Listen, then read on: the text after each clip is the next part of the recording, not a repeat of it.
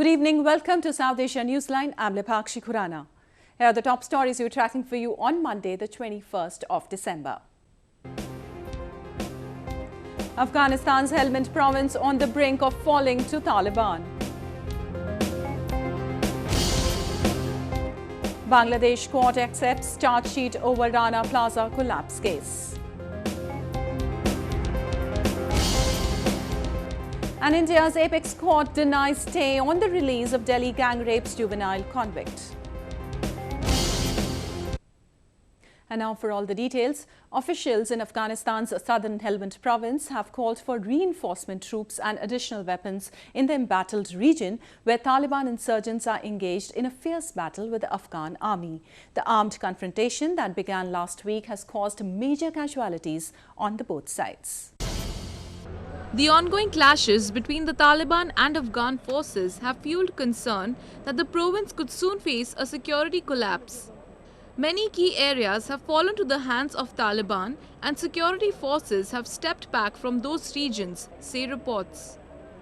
90 security personnel and 40 Taliban fighters have so far been killed in the last 4 days of fighting, security sources in the area have informed. The battle started last week when hundreds of Taliban militants launched coordinated attacks on various regions in the Gresh district to seize control of the key district, a picture similar to the situation that led up to the fall of the northern city of Kunduz in late September. In an unusual plea to President Ashraf Ghani via Facebook, Deputy Governor of the volatile southern province, Muhammad Jan Rasulyar, urged him to take urgent action in order to save Helmand. Helmand's fall could prove to be a blow to government claims that Afghan security forces, fighting largely alone since international troops ended combat operations last year, are controlling insurgency. Helmand has witnessed fierce battles between the insurgents and Afghan army over the past 6 months. This is when Afghanistan is being persuaded by other countries to reopen talks with the Taliban. With the rising insurgency in Afghanistan, the resumption of peace talks between Taliban and Afghan government faces skepticism. The Afghan government now says it would be too early to comment on Taliban talks. As Afghanistan tries to tackle the continuing Taliban-led attacks and pressure by other countries to hold talks with the insurgents, Afghanistan's High Peace Council has stated that the pace of the negotiation process is moving slowly than planned. Even the venue and framework have not yet been finalized for the peace talk, which is reported to resume in January next year. Until now, there is no clear vision for inter-Afghan peace negotiations, a member of the High Peace Council said. It seems that the process is moving forward more slowly. We expect the talks would be inter-Afghan dialogue and yield positive outcomes, he added. With rising Taliban insurgency in Afghanistan in recent weeks, the Council also stated that the Taliban leadership should show readiness for peace talks with the government. The Council, which was formed in 2010 to negotiate with elements of the Taliban, has cited that a truce should be considered between the government and Taliban before the resumption of the talks. The second round of talk between the Afghanistan government and the Taliban was earlier stalled after the confirmation of the death of the group's longtime leader, Mullah Omar, sparking a power struggle among the group's factions. Moving on to news from Bangladesh, a Dhaka court on Monday accepted the merger charge sheet filed over the Rana Plaza case. Over 1,000 people were killed when the factory building collapsed in April 2013. A report. A Dhaka court took into cognizance the charge sheet in the murder case filed over the Rana Plaza collapse.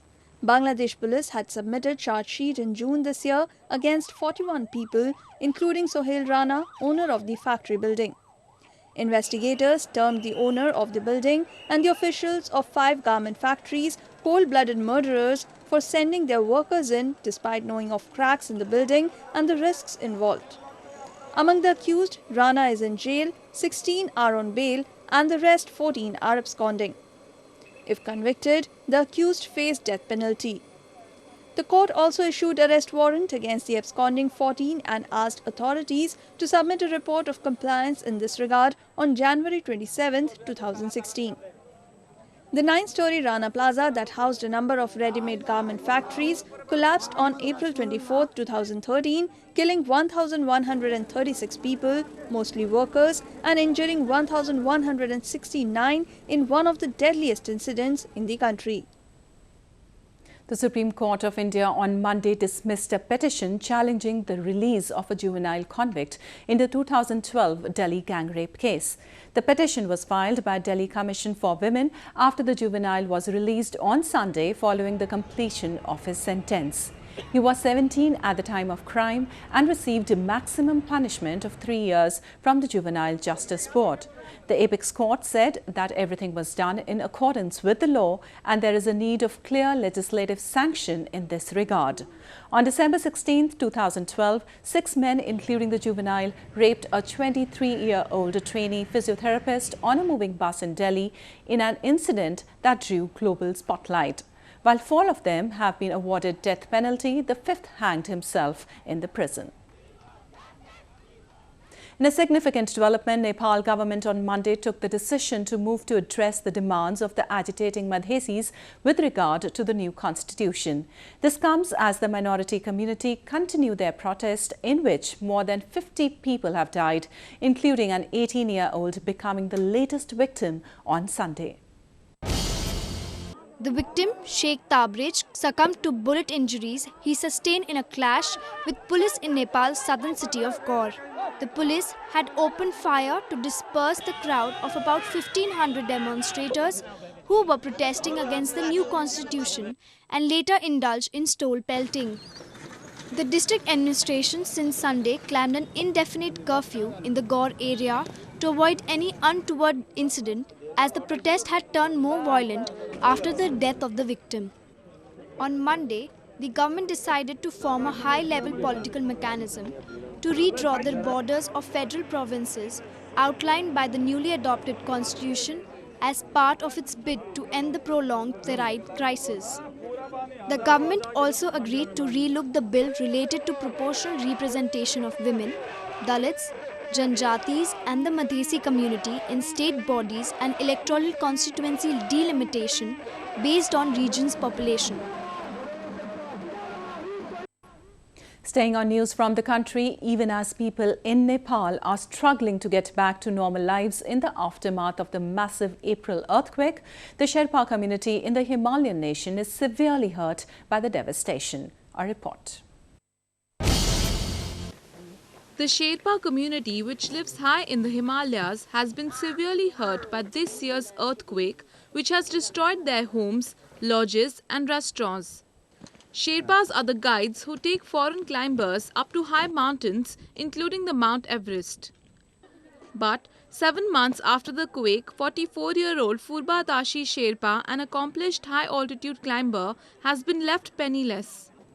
Many other Sherpas have reached similar fate. जुन हामी शेर्पाहरू अब आफ्नो life अलिकति राम्रो घरहरू पनि अलिकति राम्रो बनाउने हिसाबले जति अब रिस्क लिएर हिमाल चढेर पैसा कमाएर आफ्नो घरहरू जति राम्रो बनाए पनि यसपालिको भूकम्पले गर्दाखेरि चाहिँ हाम्रो खुम्जुङमा 90% भन्दा धेरै घरहरू ड्यामेज भएर जुन चाहिँ हामी ले दुःख गरेको पैसाहरू सबै फेरि खर्च गरेर पहिलेको जस्तै बनाउन परेको अवस्था छ. Also, bookings by overseas mountaineers for 2016 have registered a sharp drop due to the ruined infrastructure, leaving hundreds of struggling Sherpas without work. Say last year there was 9,000 tourists, 4,000. That means lot of loss in this area. Over 8,700 people were killed and millions of houses were destroyed in the 7.8 magnitude earthquake that rocked Nepal in April. Adding to the woes is the ongoing blockade at the Indo-Nepal border that has led to shortage of fuel to airlift the equipment operate emergency rescue flights, or provide enough cooking gas cylinders to survive for 2 months on the mountain, threatening the upcoming climbing season. Some leading car manufacturers in India are all set to increase the prices of their fleet from January. The announcement is accelerating some buyers' plans to close a deal before the rises come into force. But market watchers say there may be no reason to rush into action. Some car companies in India are worried that the market is hitting a traffic jam. They are experiencing a bumpy ride, as rising costs and a weaker rupee are putting pressure on prices.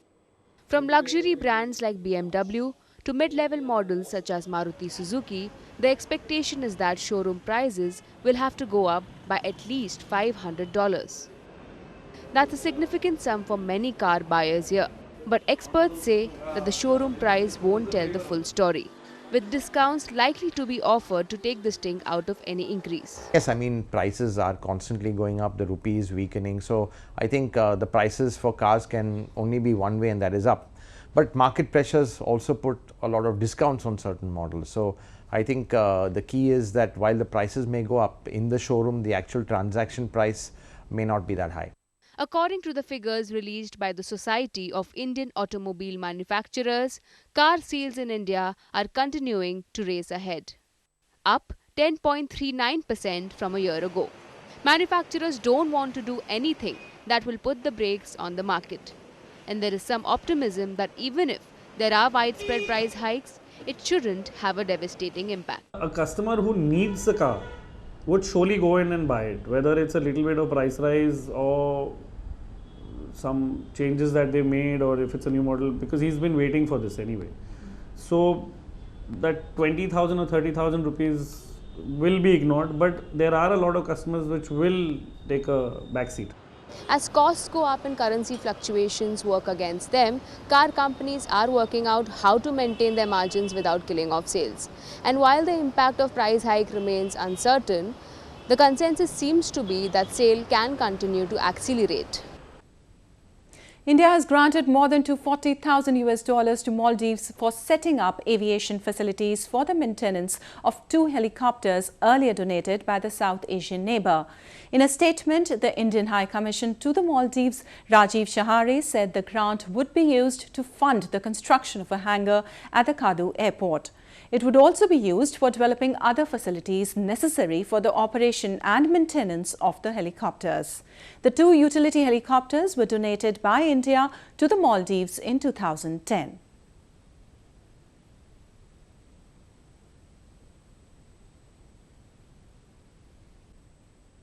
Well, that's the way it was in South Asia this evening. Before we conclude, the top stories once again. Afghanistan's Helmand province on the brink of falling to Taliban.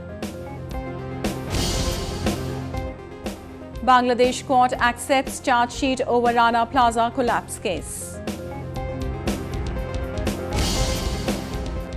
And India's apex court denies stay on the release of Delhi gang rapes juvenile convict. Now our viewers can watch the show on SouthAsiaNewsline.com. You can also visit us on Facebook.com/SAsiaNewsline and follow us on Twitter @SAsiaNewsline. That's all in tonight's edition. We'll see you same time tomorrow. Good night.